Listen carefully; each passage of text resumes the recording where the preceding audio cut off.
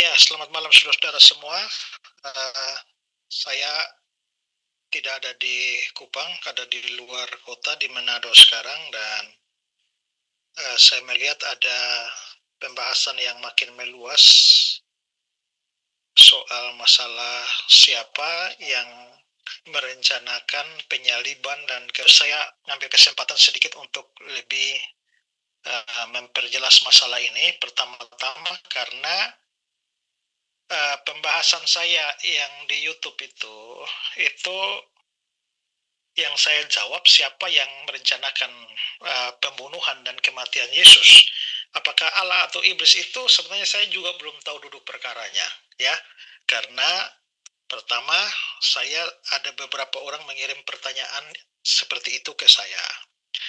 Nah, lalu ada orang yang info ke saya kalau Edis bilang bahwa yang merencanakan kematian dan pembunuhan Yesus itu adalah iblis, bukan uh, Bapa di surga. Hanya itu saja yang saya tahu. Lalu setelah itu muncul di dalam acara tanya jawab di dalam kebaktian sore. Makanya saya jawab. Jadi waktu saya menjawab itu saya tidak dalam rangka untuk menjawab kontroversi yang ada. Karena belakangan besoknya baru ada orang kirim video ke saya bahwa rupanya ada perdebatan yang seru antara Edis dengan Pak Bum Bum itu. Nah, dan makin panas sepertinya. Nah, karena itulah maka saya hari ini mau lebih memperjelas lagi masalahnya karena ada juga yang saya dengar bahwa ada yang mempersoalkan perbedaan jawaban saya dengan jawaban Pak Muriwali bahwa saya mengatakan bahwa dua-duanya punya rencana, ada rencana Tuhan di situ, ada rencana iblis juga. Nah, lalu ada tanggapan dari Pak Deki juga, ya, saya belum dengar punya Pak Deki itu bagaimana ya. Nah, lalu juga tadi pagi saya dengar ada tanggapan dari Patrice Allegro yang menuduh macam-macam. Saya juga tidak mendengar video dari Patrice Allegro itu. Terus saya juga dikirimin lagi, rupanya Edis ada memberikan lagi semacam tambahan argumen untuk mendukung pandangan dia bahwa iblislah yang merencanakannya dan bukan Bapa di surga. Karena itulah maka pada kesempatan ini saya ingin membuat video yang lebih lengkap dan detail tentang ini.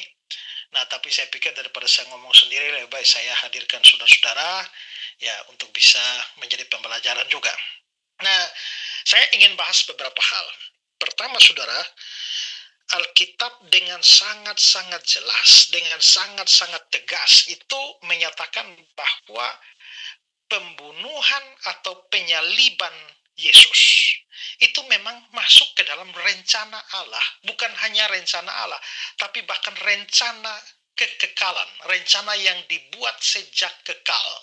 Sebelum ada segala sesuatu, rencana itu sudah dibuat.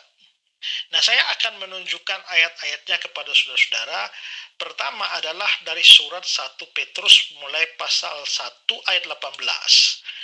Nah, saudara lihat ya ayat ini.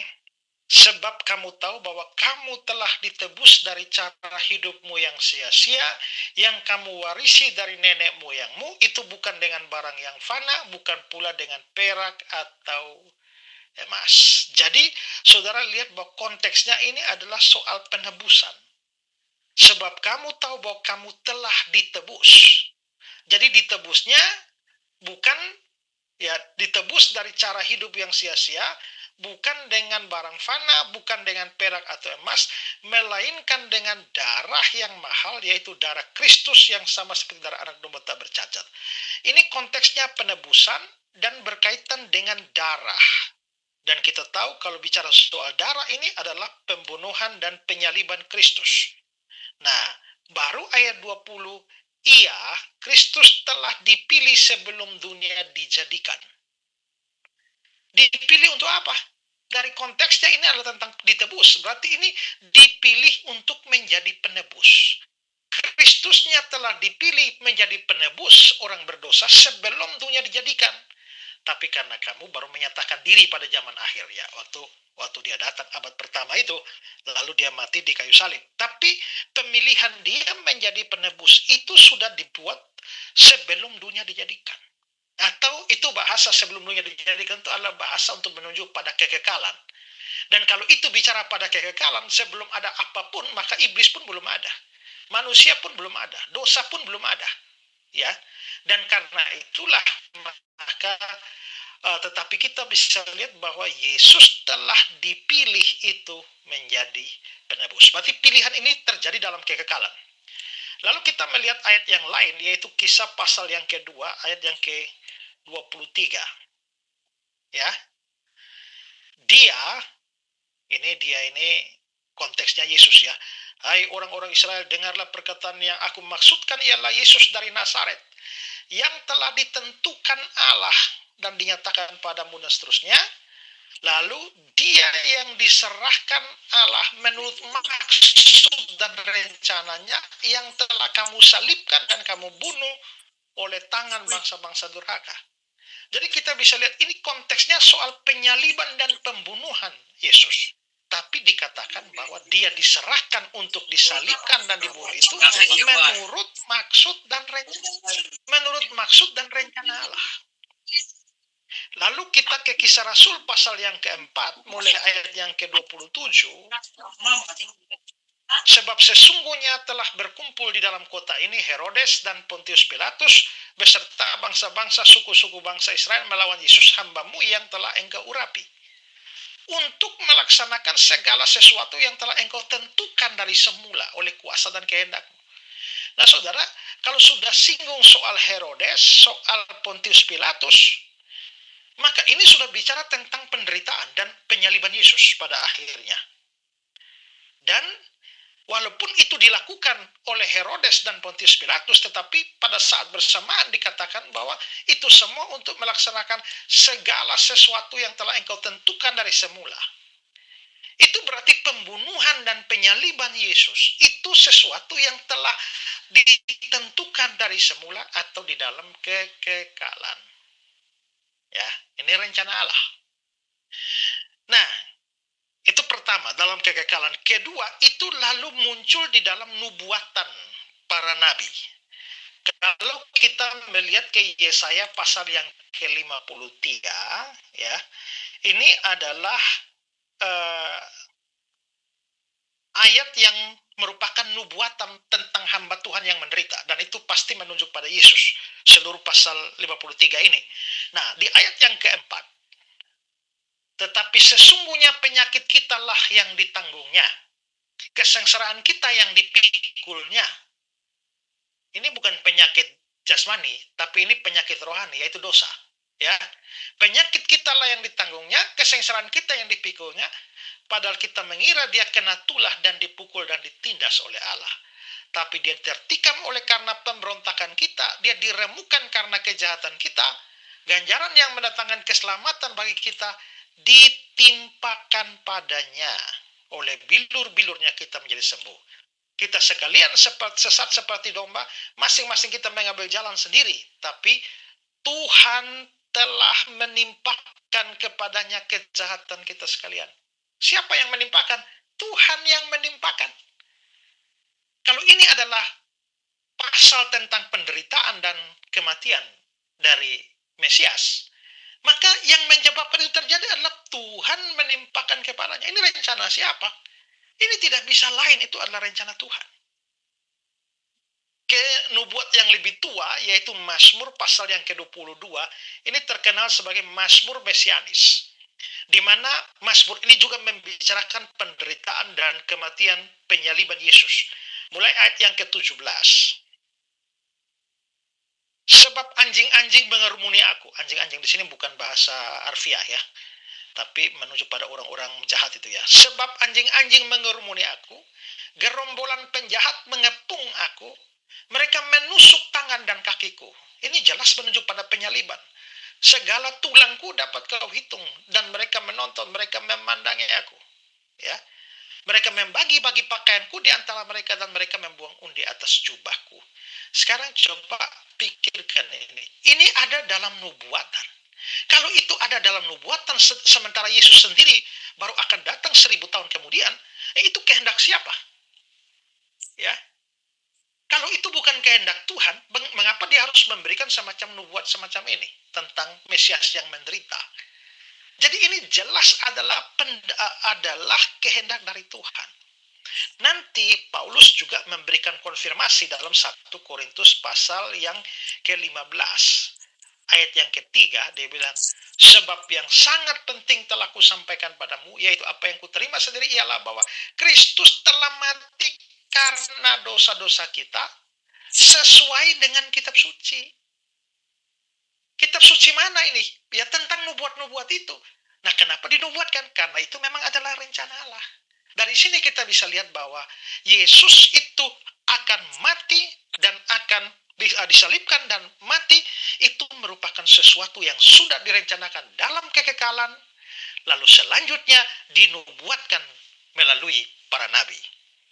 Nah, setelah itu jadi itu 2 tahap ya. Pertama tahap kekekalan, kedua adalah tahap diberitakan oleh para nabi.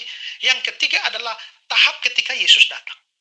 Ketika Yesus datang ke dalam dunia ini, misinya itu sudah jelas. Untuk apa dia datang ke dalam dunia ini? Dan misinya itu sudah dibilang di dalam Matius 20 ayat 28.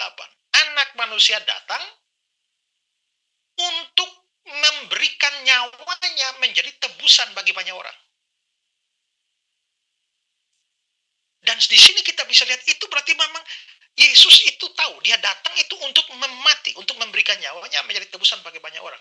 Maka jelas mati untuk menebus. Jadi kalau bukan mati, kenapa dibilang memberikan nyawa? Jelas ini kematian. Kematian yang bersifat menebus itu adalah rencana Allah semula. Dan ini menjadi tujuan Yesus datang ke dalam dunia. Ya. Begitu Yesus memulai karyanya di dalam dunia, dia lalu mulai menyampaikan begitu banyak nubuatan. Matius pasal yang ke-16, ayat yang ke-21. Ya. Sejak waktu itu Yesus mulai menyatakan pada murid-muridnya bahwa dia harus pergi ke Yerusalem dan menanggung banyak penderitaan dari pihak tua-tua, imam-imam kepala, ahli Taurat, lalu dibunuh dan dibangkitkan pada hari yang ketiga. Saudara lihat, dia harus pergi. Siapa yang mengharuskannya? Itu ketetapan. Karena itu ketetapan dan itu misinya, maka dia memang harus pergi untuk dibunuh mati. Maka ini tujuan siapa? Ini rencana siapa? Tidak lain, itu harus rencana Tuhan. Ya. Lalu dalam Yohanes pasal yang ke-10, ayat yang ke-17, 18. Bapa mengasihi aku oleh karena aku memberikan nyawaku untuk menerimanya kembali. Aku memberikan nyawaku. Tidak seorang pun mengambil nyawaku. Melainkan aku memberikan menurut kehendakku sendiri. Aku berkuasa memberikan, berkuasa mengambilnya kembali. Kalau itu bukan kehendak Allah, kenapa Yesus harus mau menyerahkan nyawanya? Menyerahkan hidupnya? Dan Matius pasal yang ke-26, ayat 39.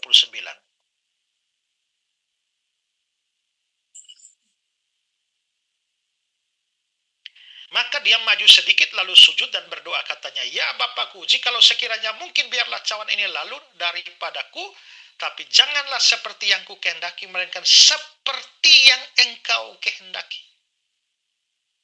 Ini kan sudah siap mau mati nih, ya, di Getsemane ini. Tapi dia bilang seperti yang engkau kehendaki, berarti memang dan pada akhirnya dia mati kan. Artinya kematiannya itu memang seperti yang dikehendaki. Ya, dari situ kita bisa melihat bahwa jadi itu adalah kehendak Tuhan. Nah, sekarang pertanyaannya atau beginilah. Kalau Edis itu bilang bahwa itu adalah rencana iblis dan bukan rencana Bapa surga, Bapa di surga. Maka pertanyaannya adalah bagaimana Edis menjawab semua ayat itu? Ya. Kalau dia membangun sebuah ajaran dan dia menyangkali bahwa itu adalah rencana Allah, rencana Bapa, maka dia harus menjawab itu ayat-ayat semua itu dia tafsirkan bagaimana supaya sejalan dengan pemahaman atau apa yang diajarkan. Ya, itu pertama saudara. Sekarang yang kedua yang saya bahas ini adalah bagaimana dengan iblis ini. Nah, kalau kita menelusuri ayat-ayat Alkitab, kita akan melihat bahwa sikap iblis ini ada dua. Pertama, saudara, bahwa iblis itu ada ayat-ayat atau fakta-fakta di dalam Alkitab yang menunjuk bahwa iblis itu memang mau membunuh Yesus. Dia mau membinasakan Yesus. Yang pertama, saudara, terjadi bahkan sejak awal, sejak Yesus lahir. Nah, sejak Yesus lahir kita lihat bahwa Herodes itu mau membunuh dia. Dan kita percaya bahwa tidak mungkin tidak ada iblis di balik Herodes. Iblis pasti ada di balik Herodes yang hendak membinasakan Yesus. Dengan kata lain, sejak dari kelahirannya saja kita sudah lihat bahwa memang iblis sudah bermaksud untuk membunuh Yesus atau membinasakan Yesus sejak dia lahir. Dan selanjutnya kita bisa lihat bahwa waktu Yesus dicobai di padang gurun.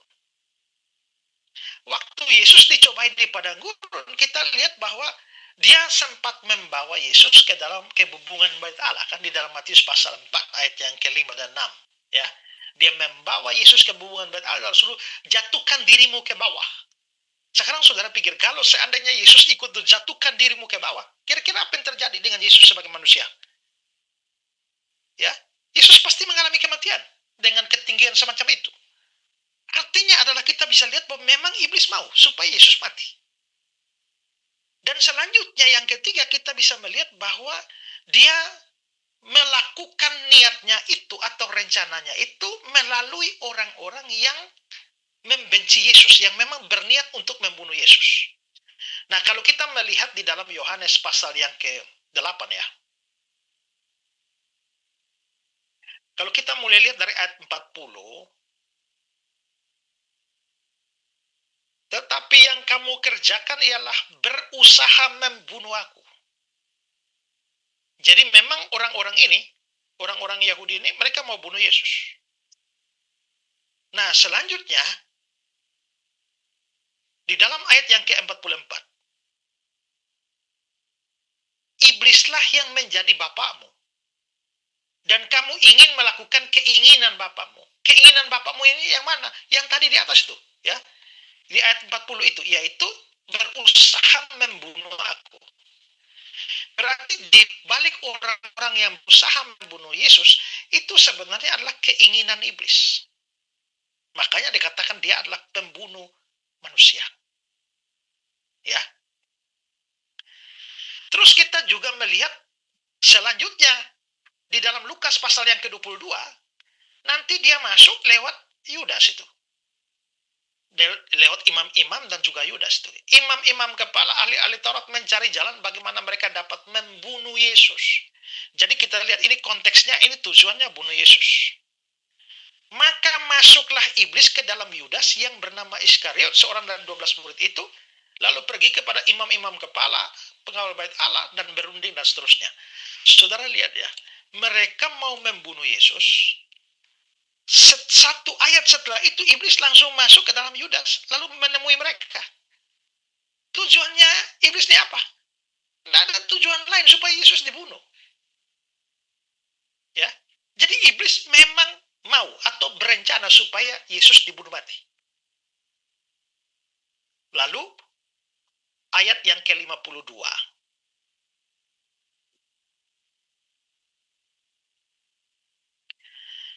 Maka Yesus berkata kepada imam-imam kepala dan pengawal Bait Allah serta tua-tua yang datang untuk menangkap dia, katanya, sangkamu aku ini penyamun, maka kamu datang lengkap dengan pedang dan pentung? Padahal tiap-tiap hari aku ada di tengah-tengah kamu dan di dalam Bait Allah, dan kamu tidak menangkap aku. Tapi inilah saatnya kamu, inilah waktunya kamu, dan inilah kuasa kegelapan itu. Nah, saudara lihat ini ya. Setiap hari aku ada, kamu tidak tangkap, tapi sekarang kamu tangkap. Kenapa kamu tangkap sekarang? Ah, inilah saat kamu. Tapi ini juga saat kegelapan itu. Saat kuasa kegelapan itu. Artinya Yesus sendiri tahu bahwa iblis juga ada di balik ini. Dan selanjutnya dia ditangkap. Nah, maka kita bisa lihat dari sini, kita bisa lihat bahwa memang iblis berniat membunuh Yesus. Nah, di sini Edis benar. Edis benar dalam hal yang dia katakan tentang iblis yang berencana membunuh Yesus. Tapi kesalahan dia adalah mengabaikan ayat-ayat lain yang menyatakan bahwa itu juga adalah rencana Allah. Ya. Sehingga akhirnya yang dilihat itu atau yang ditafsirkan itu hanya sebagian ayat. Sebuah tafsiran yang benar atau sebuah pemahaman yang Alkitabiah itu adalah mempelajari semua ayat Alkitab dan ditafsirkan bersama-sama. Bukan hanya sebagian ayat saja. Nah, sekarang saudara, selanjutnya kita memang melihat ada ayat-ayat yang menunjukkan bahwa iblis mau Yesus mati. Tapi yang menariknya ada ayat-ayat lain juga, ya. Ada fakta-fakta lain yang kelihatannya kok iblis nggak mau Yesus mati. Saudara, pada waktu dia mencobai Yesus di padang gurun, di Matius 4 ayat yang ke-8 dan 9, iblis membawanya pula ke atas gunung yang sangat tinggi dan memperlihatkan kepadanya semua kerajaan dunia dan kemegahannya dan berkata kepadanya, semua ini kuberikan padamu jika engkau sujud menyembah aku. Tujuan iblis jelas. Kalau sampai Yesus mau, ya, sujud kepada dia, maka salib tidak akan terjadi. Dan dengan kata lain kita bisa lihat bahwa iblis memang ingin menggagalkan rencana keselamatan. Dia memang tidak terlalu tahu secara jelas detail rencana Allah, tapi sedikit banyak dia tahu dan karena itu dia ingin menggagalkan sejak awal pelayanan Yesus. Dia memberikan cobaan-cobaan seandainya Yesus jatuh satu kali saja, maka Yesus tidak layak lagi jadi juru selamat. Ya, karena juru selamat tidak boleh berdosa. Nah, selanjutnya saudara, di dalam Matius 16, ketika Petrus ngomong, ya, ketika dia beritakan bahwa dia harus pergi ke Yerusalem menanggung banyak penderitaan dari pihak tua-tua, imam kepala dan ahli-ahli Taurat, lalu dibunuh dan dibangkitkan pada hari ketiga, Petrus menarik ke samping dan menegur dia. Katanya, Tuhan, kiranya Allah menjauhkan hal itu. Hal itu sekali-kali tidak akan menimpa engkau.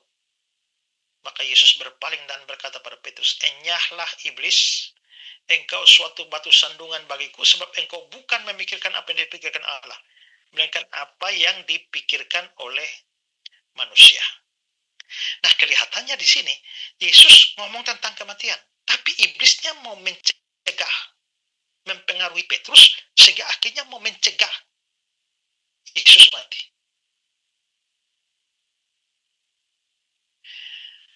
Lalu nanti ketika Yesus sudah di kayu salib,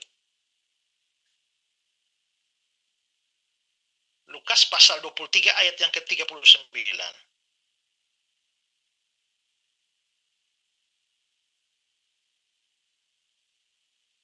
Seorang dari penjahat yang digantung itu menghujat dia. Katanya, bukankah engkau adalah Kristus, selamatkan dirimu dan kami. Ini hujatan, selamatkan dirimu dan kami. Dan seandainya Yesus tidak bisa menerima hujatan itu, maka dia akan menyelamatkan diri dari kayu salib. Lalu Matius pasal yang ke-27, Matius pasal yang ke-27 mulai ayat 40. Hai engkau yang mau merubuhkan bait suci dan mau membangunnya kembali dalam 3 hari. Selamatkan dirimu jika engkau adalah anak Allah, turun dari salib itu. Saudara, permintaan untuk turun dari salib itu langsung dikaitkan dengan engkau anak Allah, jika engkau anak Allah. Ini semacam godaan kepada Yesus supaya dia turun dari salib. Lalu demikian pula imam-imam kepala bersama-sama ahli Taurat dan tua-tua mengolok-olok dia dan berkata, orang lain dia selamatkan, tapi diri sendiri tidak dapat dia selamatkan. Dia Raja Israel. Baiklah ia turun dari salib itu dan kami akan percaya kepadanya. Saudara lihat ini. Baiklah dia turun dari salib itu dan kami akan percaya. Nah, maka ini semacam godaan supaya Yesus turun. Nah, siapa di balik itu? Ya, tidak lain pasti iblis. Jadi kita bisa melihat bahwa ada ayat-ayat di mana iblis menghendaki Yesus mati, tapi kok ada ayat-ayat yang mana, oh tadi menghendaki dia disalibkan, sekarang kok disuruh turun, ya, ada godaan untuk turun. Nah, apakah ada kontradiksi di dalam iblis ini? Nah, itu memungkinkan banyak penafsiran, ya, memungkinkan banyak penafsiran, tetapi di sini mungkin kita harus menyimpulkan bahwa sebenarnya apakah iblis itu menghendaki Yesus mati atau tidak? Nah, begini, iblis pasti menghendaki Yesus mati. Dia pasti menghendaki Yesus mati atau binasa.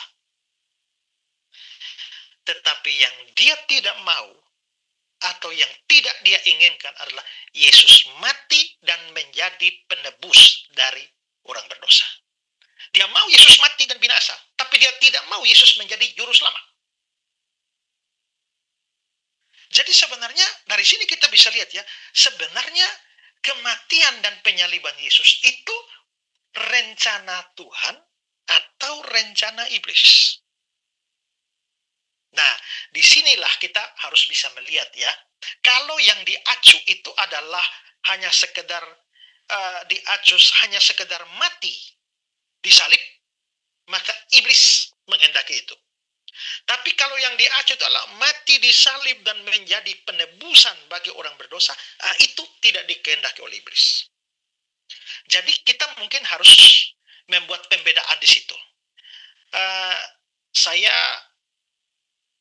Orang mengatakan pada saya bahwa Pak Esra bilang bahwa kehendak dua-duanya, kehendak Tuhan dan kehendak iblis, tapi Pak Muriwali bilang cuma kehendak Tuhan saja, iblis tidak. Nah, saya kira saudara perlu lihat tabel yang saya berikan ini. Ya. Jadi mungkin harus dibagi menjadi 3 bagian. Mati disalib demi penebusan. Nah, apakah itu rencana Allah Bapa? Apakah Allah Bapa memang merencanakan Yesus mati? Yes. Apakah Allah Bapa merencanakan Yesus mati disalib? Yes. Apakah Allah Bapa merencanakan Yesus mati disalib demi penebusan? Yes. Apakah iblis berencana atau berniat untuk membuat Yesus mati? Yes. Disalib? Yes. Demi penebusan? No. Dia tidak mau itu.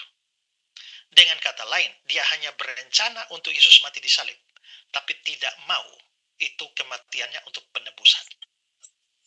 Nah, karena itu saudara, kalau yang diacu ini adalah sampai mati disalib saja, maka itulah yang, karena saya menyoroti mati disalib, maka saya berkata bahwa itu adalah kehendak baik Allah maupun iblis. Karena Allah dan iblis menghendaki Yesus mati, tetapi tujuannya berbeda, motivasinya berbeda.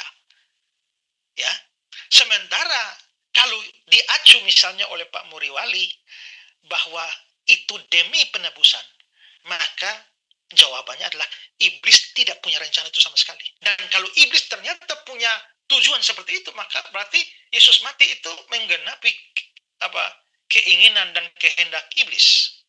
Tetapi itu tidak.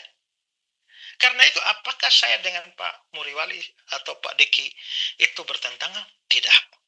Itu hanya yang mana dari 3 kolom ini yang diacu. Kalau hanya melihat kolom 1 dan kolom 2, maka itulah yang saya bicarakan kemarin, bahwa itu adalah kehendak kedua. Tapi kalau yang dimaksudkan itu adalah ketiga, maka saya juga setuju bahwa iblis tidak pernah mempunyai rencana Yesus mati untuk menebus dosa. Tidak. Jadi sebenarnya di sini tidak ada kontradiksi. Tinggal dilihat mana yang diacu dari yang sudah saya sebutkan ini, ya. Oke, itu masalah kontradiksinya itu. Nah, sekarang saya juga mau menjelaskan lagi saya melihat bahwa ada video lagi dari Edis ya. Ada video dari Edis itu yang di video itu saya lihat dia pakai argumentasi untuk menolak bahwa itu adalah rencana Bapa di surga. Lalu Edis mengacu kepada Matius pasal 21. penggarap kebun anggur.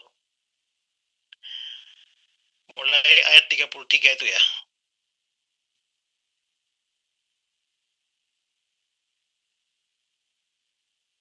Dengarkanlah suatu perumpamaan yang lain. Adalah seorang tuan tanah membuka kebun anggur dan menanam pagar sekelilingnya. Dia menggali lubang tempat memeras anggur dan mendirikan menara jaga di dalam kebun itu. Kemudian dia menyewakan kebun itu kepada penggarap-penggarap lalu berangkat ke negeri lain. Ketika hampir tiba musim petik, dia menyuruh hamba-hambanya kepada penggarap-penggarap itu untuk menerima hasil yang menjadi bagiannya. Tetapi penggarap-penggarap itu menangkap hamba-hambanya itu, mereka memukul seorang dan membunuh yang lain dan melempar yang lain dengan batu. Kemudian Tuhan itu menyuruh pula hamba-hamba yang lain lebih banyak daripada yang semula, tapi mereka pun diperlakukan sama seperti kawan-kawan mereka. Akhirnya dia menyuruh anaknya kepada mereka, katanya, anakku akan mereka segani. Tapi ketika penggarap-penggarap itu melihat anaknya itu, mereka berkata seorang kepada yang lain, dia adalah ahli waris, mari kita bunuh dia supaya warisannya menjadi milik kita. Mereka menangkapnya dan melemparnya keluar kebun anggur, lalu membunuhnya. Maka apabila tuan itu kebun anggur itu datang, apakah yang akan dilakukan dengan penggarap-penggarap itu? Kata mereka kepadanya, dia akan membinasakan orang-orang jahat itu dan kebun anggur akan disewakan kepada penggarap-penggarap lain yang akan menyerahkan hasilnya pada waktunya. Nah, dari ayat ini lalu Edis bilang begini, ini kan penggarap-penggarap, ini pemiliknya dia akan kirim hamba-hambanya, ternyata hamba-hambanya tuh dibunuh, ya, dilempar dengan batu. Lalu akhirnya si pemilik kebun anggur itu, dia mengirim anaknya, ya. Akhirnya ia menyuruh anaknya pada mereka, katanya, anakku akan mereka segani. Jadi tujuan dia kirim anaknya bukan supaya anaknya dibunuh. Justru dia berharap anaknya itu akan disegani. Nah, tapi ketika penggarap-penggarap melihat anaknya itu, mereka berkata, marilah kita bunuh, mereka bunuh. Jadi Edis berdasarkan perumpamaan ini, lalu dia menyimpulkan bahwa tidak ada kesan bahwa si pemilik kebun anggur ini itu mengutus anaknya supaya dibunuh. Dengan demikian, kalau itu gambaran tentang Allah Bapa yang mengutus Yesus, maka bukan pembunuhan itu bukan atas niatnya si pemilik kebun anggur itu, tapi itu adalah kejahatan dari para penggarap itu. Nah, itu yang dipakai oleh Edis. Nah, sekarang saya mau menanggapi. Pertama, saudara, secara hermeneutics, kita itu kalau menafsirkan ayat Alkitab itu tidak boleh membuat sebuah tafsiran yang menabrak ayat-ayat yang lain. Kenapa? Kalau seluruh Alkitab adalah firman Allah, maka firman Allah tidak bisa bertentangan satu dengan yang lain. Kalau berdasarkan ayat itu, lalu Edis menyimpulkan bahwa pembunuhan terhadap Yesus itu bukan rencana Allah sama sekali, maka dia menabrak begitu banyak ayat yang tadi saya berikan. Makanya sekarang tadi kan saya tanya, kalau memang dia menyangkali bahwa itu adalah rencana Allah Bapa, sekarang dia coba jawab itu ayat-ayat itu bagaimana. Dan akhirnya dia dengan tafsiran semacam itu, dia membuat ayat-ayatnya menjadi bertentangan. Oh, di sini kan si pemilik kebun anggur itu tidak menghendaki anaknya dibunuh, tapi di ayat yang lain kok malah Allah mengutus anaknya untuk jadi penebus dan menanggung salah, mati di kayu salib. Kan jadi bertentangan. Penafsiran yang baik itu tidak boleh membuat ayat dengan ayat bertabrakan. Itu pertama. Prinsip dasar hermeneutics. Yang kedua adalah, sepertinya dia tidak memahami sifat dari perumpamaan. Saudara harus paham. Makanya saya mengajar hermeneutics itu harus diingat. Cara menafsirkan narasi itu beda dengan menafsirkan surat. Berbeda dengan menafsirkan nubuat. Berbeda dengan menafsirkan puisi. Berbeda dengan menafsirkan perumpamaan. Itu ada prinsip-prinsip tafsirnya. Nah, sementara yang diangkat tadi itu kan perumpamaan. Nah, perumpamaan itu ada banyak prinsip tafsir terhadap perumpamaan, tapi perumpamaan itu diceritakan tidak dimaksudkan untuk menggambarkan semua detail secara persis. Fokus utama dari perumpamaan itu adalah biasanya hanya satu titik saja, satu poin saja. Kalaupun ada, mungkin dua. Tapi biasanya hanya menekankan satu kebenaran. Karena itu adalah salah kalau kita lalu akhirnya mencoba menafsirkan detail-detail dari perumpamaan itu dalam berbagai macam aspek. Nah, itu yang saya sering kasih ilustrasi itu begini. Misalnya, kalau saya menghadapi seorang anak, saya sudah ajar dia ya, 5 kali 5 itu 25. Besok lagi saya tanya kamu, 5 kali 5 berapa? Dia bilang 20. Saya bilang bukan 20, 25. Ya, oh ya 25. Besok lagi saya tanya, 5 kali 5 berapa? Dia bilang 30. Bukan 30, 25. Besok lagi saya nanya lagi, salah lagi. Akhirnya saya marah, saya bilang, kau ini kayak kerbau saja. Nah, pada waktu saya bilang kau kayak kerbau, apakah saya bermaksud bahwa dia menyerupai kerbau dalam segala aspek? Apakah saya memaksudkan dia anak itu punya kaki 4? Apakah saya bermaksud bahwa anak itu punya ekor? Apakah saya bermaksud bahwa anak itu punya tanduk? Tidak. Saya tidak bermaksud demikian. Saya mengumpamakan dia dengan kerbau itu hanya satu aspek, yaitu otaknya yang bodoh itu. Tidak bermaksud yang lain-lain. Nah, itu sifatnya perumpamaan. Nah, karena itu adalah salah ketika waktu kita membaca perumpamaan, kita mencoba mencari detail-detail semua dari teks itu. Tidak. Itu kesalahan dalam prinsip hermeneutiks penafsiran perumpamaan. Nah, apa fokus utama di dalam perumpamaan penggarap kebun anggur itu? Fokusnya adalah perumpamaan itu dipakai oleh Yesus untuk menegur pemimpin-pemimpin Israel yang menolak nabi-nabi dan pada akhirnya menolak dan membunuh Mesias juga, sang anak juga. Itu hanya fokusnya itu saja. Karena itu tidak boleh mencoba mencari atau mengartikan aspek lain dari perumpamaan itu. Kelemahan penafsiran Edis itu adalah dia memaksakan detail niat sang pemilik seolah-olah mewakili maksud Allah. Padahal dalam perumpamaan itu tidak semua detail itu mewakili aspek teologis. Selain itu juga ada keterbatasan dari sudut pandang perumpamaan. Di dalam perumpamaan, pemilik kebun anggur itu nampaknya ya tidak bermaksud untuk anaknya dibunuh. Itu betul. Tidak nampak di sana. Karena perumpamaan itu dituturkan dari perspektif manusia. Seolah-olah Allah mengutus anaknya dengan harapan supaya Israel menghormati dia. Itu dari perspektif manusianya. Tapi kalau dari perspektif rencana ilahi yang lebih tinggi, kita tahu bahwa memang Allah tahu dan merencanakan supaya anaknya itu datang dan ditolak dan dibunuh, supaya melalui itu terjadi penebusan dosa. Nah, disinilah kita bisa lihat kelemahan tafsir yang menolak itu adalah tidak membedakan antara harapan manusia dan kisah atau ketetapan ilahi yang lebih dalam. Ya, itulah sebabnya kita perlu memahami bagaimana cara menafsirkan perumpamaan. Oke, itu saya jelaskan tentang pendapat Edis itu ya.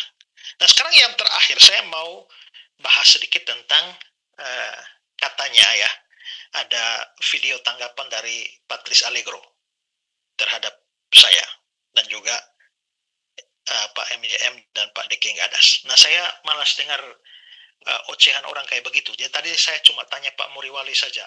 Katanya Pak Muriwali kan sudah tanggapi dia. Saya tanya Pak Muriwali saja, memangnya dia ngomong apa tentang saya?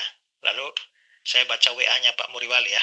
Pak Muriwali bilang, dia tuduh Pak Esra mengajarkan ajaran yang berbau Manikeism, yaitu ajaran dualisme kekal antara yang baik dan yang jahat. Dia juga bilang Pak Esra sedang mau mengajarkan bahwa dalam penyaliban Yesus, Allah dan iblis seolah-olah duduk bersama membuat rencana masing-masing seperti seorang direktur dan wakil direktur. Jadi direkturnya Allah dan wakil direkturnya itu iblis. Nah, ini saudara, saya heran ya. Kok ada orang saya bodoh ini ya waktu menanggapi itu ya. Kenapa? Karena kalau memang saya mengatakan begitu, lalu kenapa di dalam video sebelumnya saya katakan bahwa iblis kecolongan? Ya, kalau memang apa yang saya ajarkan itu adalah iblis duduk bersama dengan Allah sebagai direktur dan wakil direktur bikin rencana, lalu bagaimana bisa kecolongan? Selain itu saya tidak pernah mengatakan bahwa rencana iblis dibuat bersamaan dengan rencana Allah. Kenapa? Karena rencana Allah itu sudah dibuat di dalam kekekalan di mana iblis saja juga belum dicipta. Ya. Kalau kita bicara dalam kekekalan, ya itu ya baru Allah saja belum ada ciptaan. Jadi bagaimana bisa muncul kesan bahwa Allah dan iblis itu duduk bersama-sama, lalu membuat perencanaan seperti seorang direktur dan wakil direktur. Jadi dari sini saja kita bisa lihat ini Patrice Allegro ini ngawur sekali ya di dalam menganalisa sebuah video ya. Nah, lalu mungkin hal yang dipikirkan adalah bahwa apakah bagaimana dengan kisah Ayub yang seperti saya contohkan. Justru dari kisah Ayub itu terlihat bahwa semacam ada kesepakatan dulu di antara Allah dan iblis sebelum pencobaan dan penderitaan Ayub. Itu pun no problem. Kenapa? Karena motif dan tujuannya berbeda. Itu yang saya bilang bahwa dalam penderitaan Ayub itu memang ada rencana iblis di situ untuk menghancurkan Ayub dengan rencana jahatnya. Tapi ada rencana Tuhan, yaitu untuk menunjukkan bahwa iman Ayub itu betul-betul teguh. Dan dia dari perspektif Tuhan itu adalah ujian terhadap Ayub. Dari perspektif iblis itu adalah cobaan. Nah, justru dalam cerita itu kita bisa lihat bahwa iblis bicara dengan Tuhan itu. Nah, bagaimana Allegro menanggapi hal seperti itu? Ya. Dan berikut saudara, kalau memang ada pada suatu perencanaan dengan motif dan tujuan berbeda pada satu titik peristiwa, apakah itu harus dianggap sebagai sesuatu yang ada kerjasama antara iblis dan setan atau Tuhan? Sekarang saudara lihat kasus di mana saudara-saudara Yusuf itu menjual Yusuf ke Mesir. Nah, setelah saudara-saudara Yusuf menjual Yusuf ke Mesir, nanti di bagian akhirnya di Kejadian pasal yang ke-50 itu, Yusuf ngomong itu ya. Yusuf ngomong dalam Kejadian pasal 50 ayat yang ke-20. Memang kamu telah mereka-rekakan yang jahat terhadap aku, tapi Allah mereka-rekakan untuk kebaikan. Dengan maksud melakukan seperti yang telah terjadi sekarang ini, yakni memelihara hidup satu bangsa yang besar. Jadi saudara, kita bisa lihat di sini bahwa saudara-saudara Yusuf itu mempunyai tujuan yang jahat terhadap Yusuf dengan menjual dia ke Mesir. Tapi Allah mempunyai tujuan yang baik, yaitu untuk melakukan seperti yang sekarang ini, yaitu memelihara hidup satu bangsa dan yang besar. Apakah dengan ayat ini, lalu mengikuti kebodohannya Allegro itu, bisakah dikatakan bahwa dengan demikian maka Kejadian 50 ayat 20 ini mengajarkan bahwa ada pemahaman Manichaeism di sana, bahwa seolah-olah Allah sedang duduk dan bikin rencana bersama-sama dengan saudara-saudara Yusuf, bahwa Allah adalah direkturnya dan saudara-saudara Yusuf adalah wakil direkturnya. Nah, itu kan ngawur gitu. Ya. Kita bisa melihat bahwa mereka bermaksud jahat, tapi Tuhan bermaksud baik. Tapi maksud itu, baik maksud jahat dan maksud baik itu bertemu pada satu titik, yaitu penjualan Yusuf ke Mesir. Dan saudara, ada satu ayat di dalam Mazmur yang memperjelas hal ini. Mazmur 105. Mazmur 105 ayat yang ke-16. Ketika ia, Tuhan, mendatangkan kelaparan atas negeri itu, Mesir, dan menghancurkan seluruh persediaan makanan wilayah Kanaan dulu ya, hancur lapar semua, menghancurkan seluruh persediaan makan, diutuslah seorang mendahului mereka, Yusuf yang dijual menjadi budak. Saudara lihat, Yusuf dijual jadi budak. Siapa yang lakukan itu? Saudara-saudara Yusuf. Dari sudut pandang manusia, saudara-saudara Yusuf yang melakukan itu. Tapi dari sudut pandang Tuhan, diutuslah seorang mendahului mereka. Diutus ini. Jadi itu berarti bahwa di balik peristiwa Yusuf dibuang ke Mesir, itu ada kejahatan saudara-saudara Yusuf yang menjual dia, tapi ada kebaikan Tuhan dari sudut pandang itu, diutusnya Yusuf ke Mesir.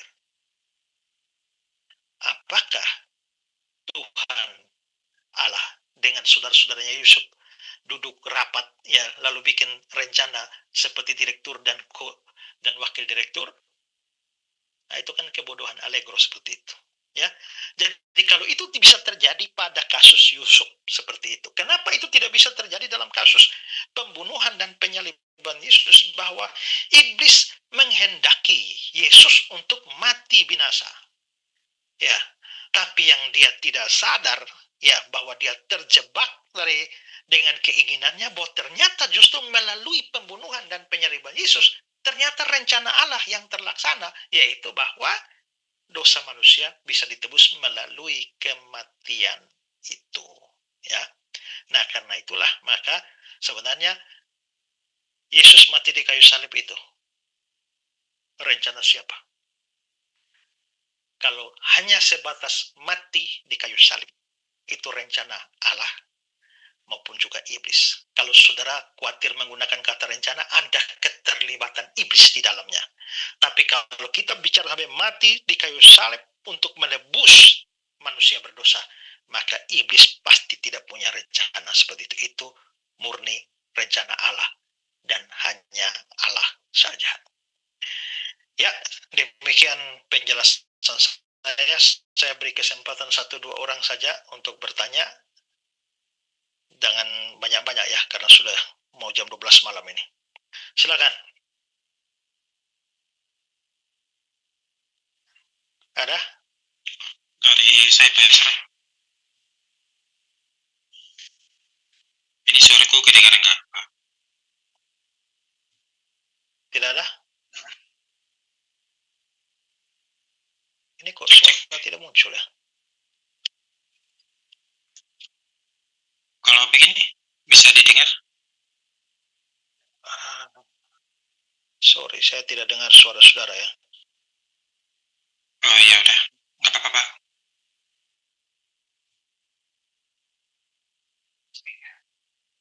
Suaranya terdengar tapi Pak Esra nggak dengar kali ya. Halo?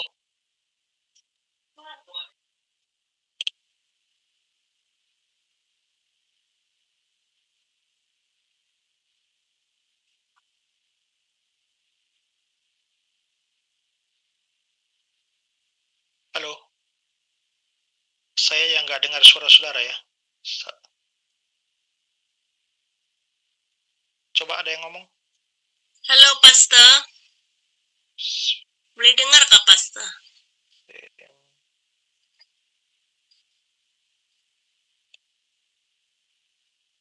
Tidak boleh Tidak kedengaran ya Pak.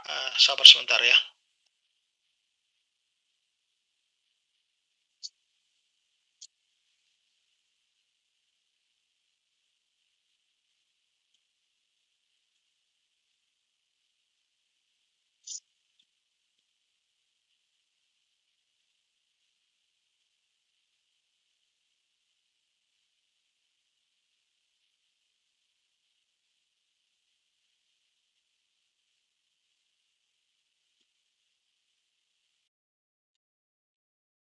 Tes.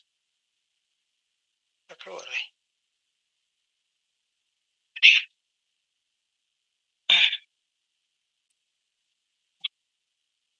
Sorry ya, saudara, saya alami kesulitan dengar suara saudara.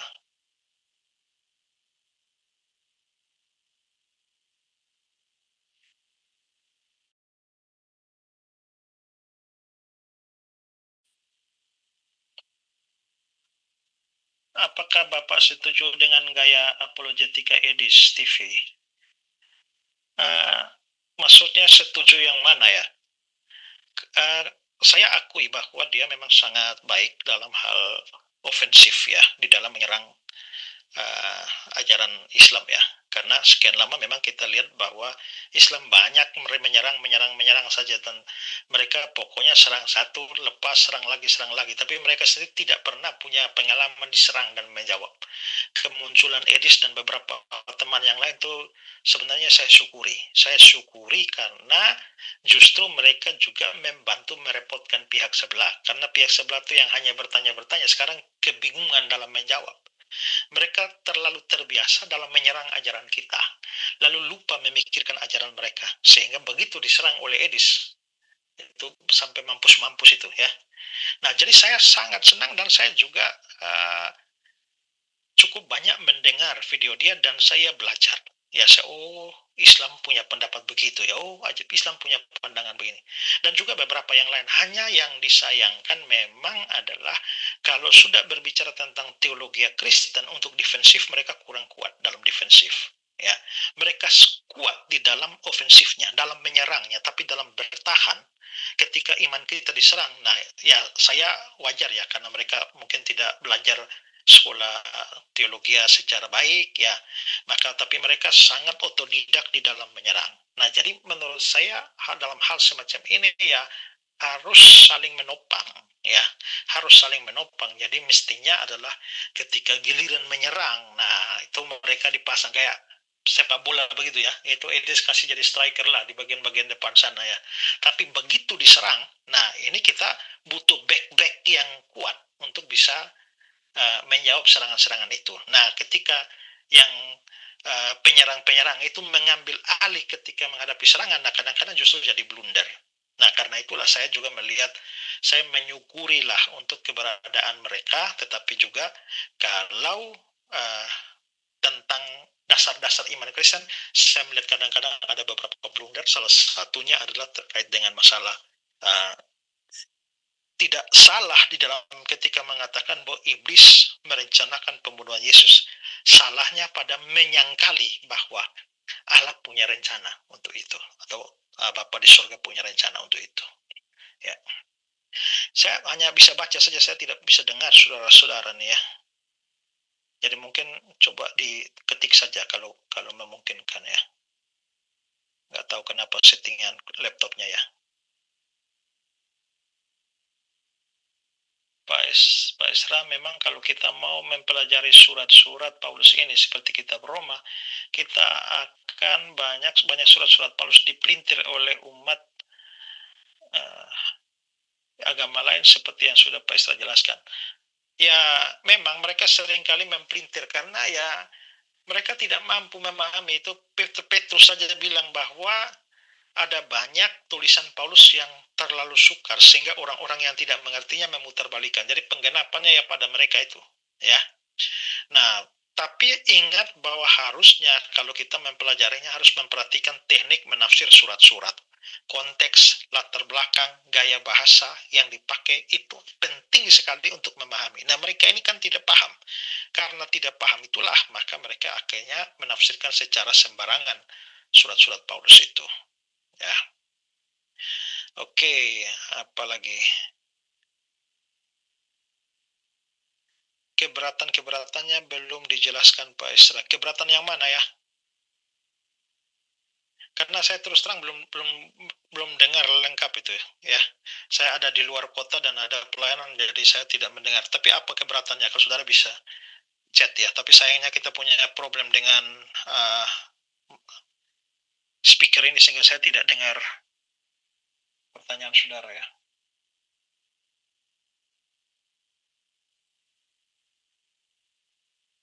Ya, saudara dengar suara saya, hanya saya yang tidak mendengar suara saudara.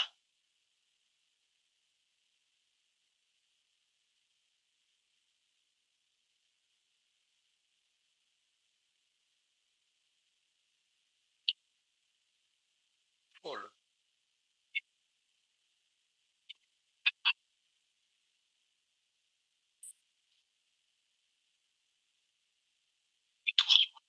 Ini.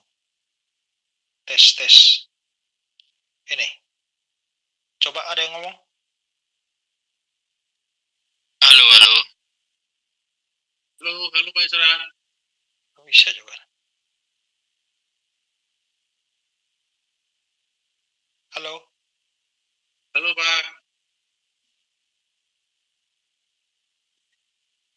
Ya, sorry saudara, saya betul nggak tahu problemnya apa, saya nggak bisa dengar saudara.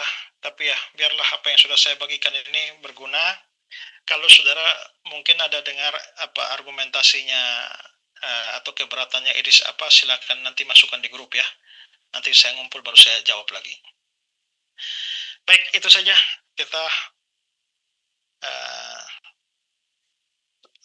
saya harap juga bahwa ya antara Pak Pomom dan Edis juga tidak usah terlalu terlalu ngotot, lalu akhirnya justru menjadi merusak kesaksian kita. Nah, bagi saya yang paling fundamental itu adalah Yesus mati di kayu salib untuk menebus manusia berdosa. Soal tujuannya, rencana siapa ini, menurut saya juga itu tidak sefundamental fakta bahwa Yesus memang mati dan menebus dosa kita.